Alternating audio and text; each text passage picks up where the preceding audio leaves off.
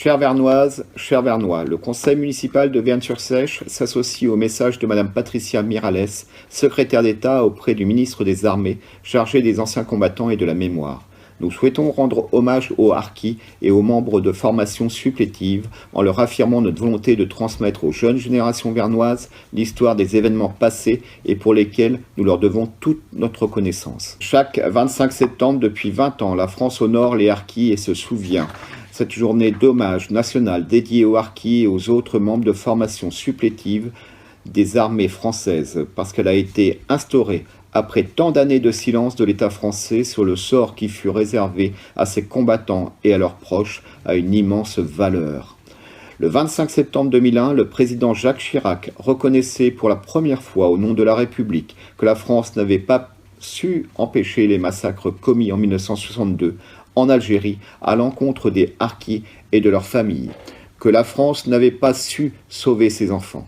À cette occasion, la France reconnaissait aussi la situation de précarité et d'extrême détresse dans lesquelles ont été contraintes de vivre sur son sol beaucoup de familles de harkis qui avaient quitté l'Algérie.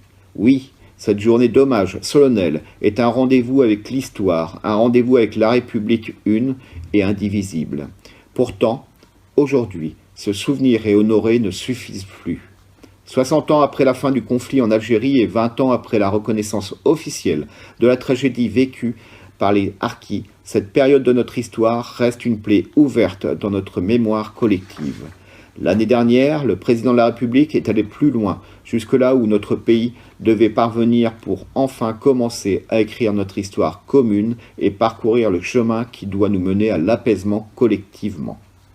Après 60 ans de silence et de déni, il fallait reconnaître que la France avait une dette à l'écart des harkis et qu'elle leur devait réparation de ce qu'ils avaient subi par son fait.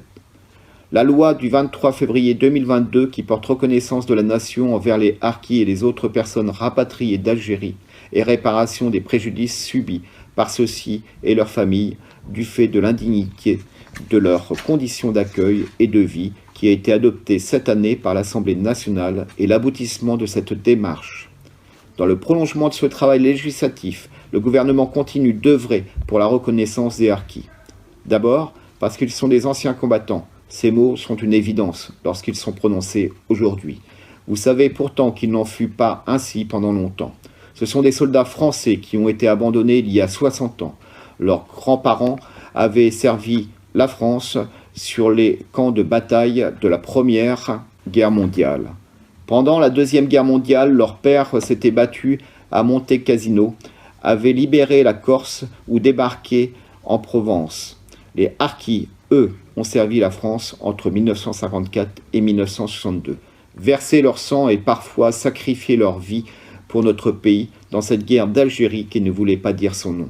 Aujourd'hui, il est indispensable de renouer le lien de confiance qui doit exister entre la France et chacun des siens. Ce travail est difficile.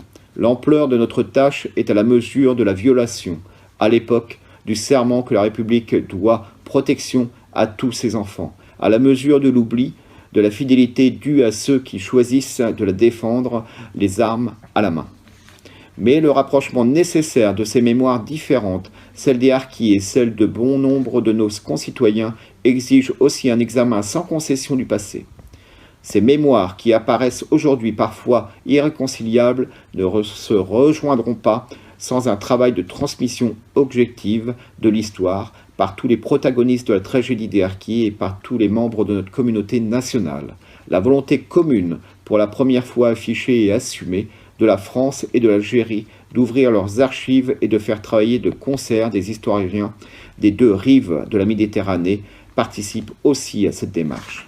L'apaisement des mémoires blessées du drame des harkis, des Moghaznis et des autres supplétifs de l'armée française en Algérie nécessite la participation de chacun. Les efforts des protagonistes de cette histoire douloureuse doivent tendre vers la réconciliation des mémoires, sans les confondre et surtout sans les opposer pour que chacun retrouve la juste place qui lui revient dans la République. La République est redevable aux harkis pour les événements du passé. Pour l'avenir, nous sommes tous responsables et devons tout faire pour que soient épargnées aux jeunes générations les souffrances qui ont déjà été endurées. Merci de m'avoir écouté.